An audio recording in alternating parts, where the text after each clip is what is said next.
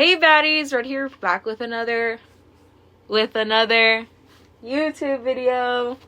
Anyways, if you guys couldn't tell from the title, it is my first day of senior year. Sorry, I had something in my eye. It's totally my first day of senior year. I just wanted to walk you guys through my online school, doing high school online. Freshman year, sophomore year, you had to be in person, and then like the first month of junior year, I decided that, hey, like I want to do online school because public school sucks. And there's like other reasons, but we won't talk about that. Okay, so this is what the dashboard looks like. I started school, like I said earlier, August 9th, but I am already completed with my classes. Today is, I believe, September 11th or 12th. So I'm only enrolled in Algebra 2, Aquatic Science, and English 4. The reason why I only have 4 classes is because when I did online last year with this school, I finished my junior classes early, and my success coach suggested that I start taking the remainder of my senior classes as well as in junior year. I would have only had 4 classes, so they decided to add my senior history, which would have been government. So I took government last year, so this year I only had to take English, science, and math. And since I finished early, they gave me the first part of these classes, and I completed them, obviously. So when school started back up again, I was able to only have to take half of a semester of the remainder of those 3 classes, which was really nice. So if you have iSchool or have an online school that's the same way, I suggest, like, if you finish early and it's the end of the second semester, go ahead and take those extra classes so you can graduate early, or just work or just chill if you don't feel like taking on the classes. I just did it because at the time I was struggling to find another job because I had 2, but I didn't like them and the hours were crappy. So I was like, since I can't find another job, I'll just do school. So for Algebra 2, up here it says my progress, and then it says how long you're supposed to be enrolled in this class for. Just because it says you're enrolled in this course until January 5th does not mean you have until January 5th to finish all your work. So keep that in mind. Also, if you end up falling behind, it puts in an automatic 0. Bruh.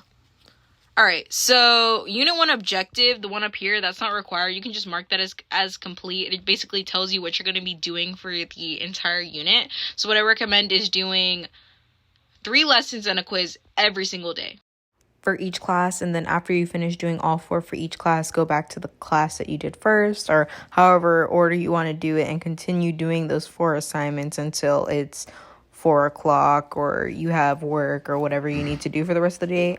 The lessons are only worth 10% of your grade. Just because it's only 10% of your grade does not mean that you should not retake it until you get 100, because you getting 100 on all the lessons will help your grade. Say you do really bad on a quiz, you getting 100 on those lessons is going to help better average out your grade than you just getting a 75 or a 25.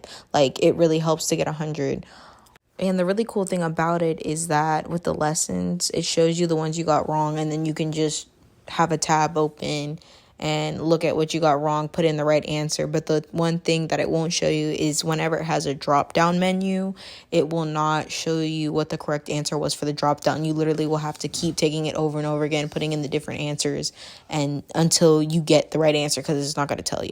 If you do really good on a quiz the first time, say you get a 95, but you want to retake it to get 100, that's not how it works. Quizzes, their grades always average out. So me personally, if I get a 95 on a quiz, a 92, a 91, I'm not going to retake it another time, because say you get a 91 the first time, but you get an 81 the second time, your grade averages out, and then it's less than the higher grade you got the first time. So if you do really good the first time, leave it alone, unless you 100% know all the answers to the ones you got correct, and then the ones you got wrong, you know the answer to the ones you got wrong.